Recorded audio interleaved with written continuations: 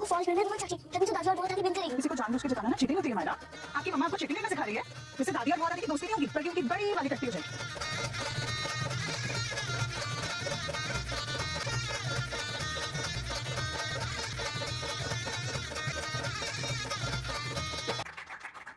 और खुमा दो और भुआ सा।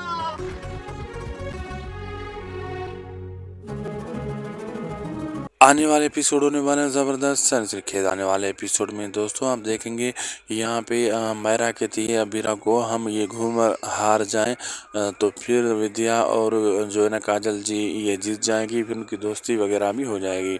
तो यहाँ पे तान्या कहती है ये तो चीटिंग है, आपकी माँ आपको चीटिंग सिखा रही है ना मायरा।